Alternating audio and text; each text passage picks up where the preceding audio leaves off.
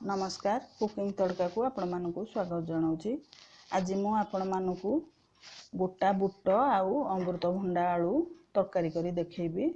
आसंतु देखिबा हमर अमृतभंडा गोटा बुट तरकारी। सेथिपई मु गोटे अमृतभंडा आउ गोटे आलू को कद्दूकस करी नेची, गोटे टमाटर नेची, तापर किछि नडिया मरीच आ गोटे गुजराती मध्य नेची, आ रसुण खंडे अदा तेजपत्र गोटे पियाज को काटिकी रखी। तापर एठी मु किछि बुट नेची ताकू 5-6 घंटा पानी रे बतुरई रखी। तापर एबे मु ताकू प्रेशर कुकर रे 4टा सीटी मारिबा जाई ताकू एबे सिझेइबी। देखंतु बुट हमर गोटे सीटी आसला, एठी 4टा सीटी मारला परे मु प्रेशर कुकर गैस बंद कर देली। तापर एपटरे हमर करेई बसई अल्प तेल देइची, तापरे सबु जाक अमृतभंडा आउ आलू गोटे आलू नेइची चोपा छड़े कद्दूकस करची सेटा जणा पड़ुनी। तापरे ताकू एबे भल्लो भाबे मु तेल रे भाजी दउची, कारण अमृतभंडाटा हमर तेल रे कसी भाजी देले अमृतभंडा भल लागि थाए खाइबा पई। तापरे एपटे देखंतु हमर बुट पूरा सिझी जाइची। तापरे अमृतभंडा को मु टिके भाजी दउची तेल रे, भाजी हेगला परे तापरे अमृतभंडा भाजिला भितरे मु एपटरे नडिया मरीच आउ किछि बुट आउ गुजराती गोटे ताकू भल्लो करी एबे मु ग्राइंडिंग कर देबी, पेस्ट कर देबी। तापरे एपटरे हमर अमृतभंडा भाजी हे गलानी। एबे मु ताकू गोटे प्लेट को काढी दउची। देखंतु सब जाक अमृतभंडा को मु गोटे प्लेट को काढी दउची।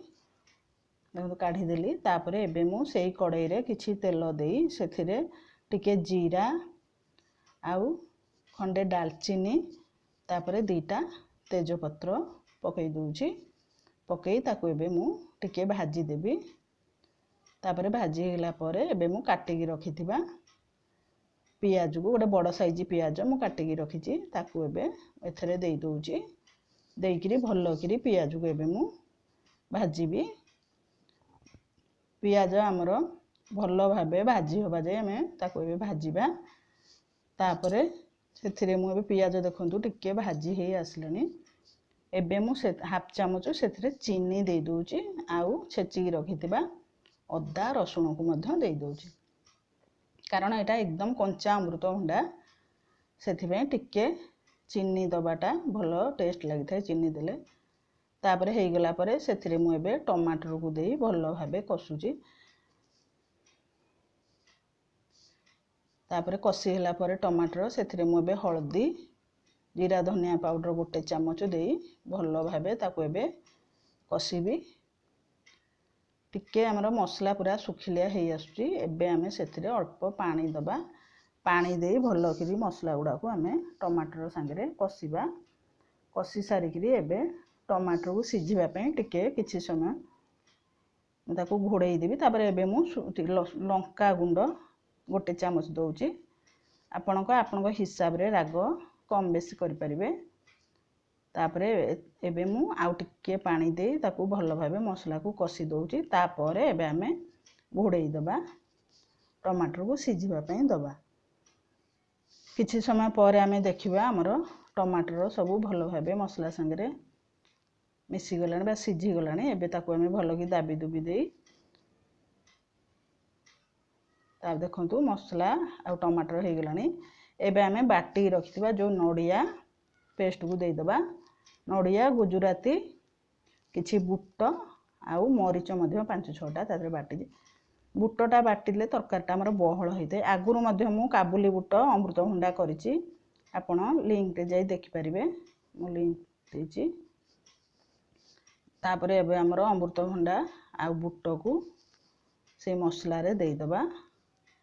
नडियाटा अल्प कसा जाए, नडिया बेसी कसिबे नै, नडिया को अल्प समय कसी करी ता पेस्ट को तापरे सेथिरे मु एबे बुट आउ अमृतभंडा को सबु देई दउची। देई करी भल्लो भाबे गोळेई करी एबे मु से जो गिन्ना रे नडिया बाटिथिली ता पानी की देई दउची। भल्लो करी धोई करी से गिन्ना को देई भल्लो करी आमे एबे अमृतभंडा को गोळेई दबा।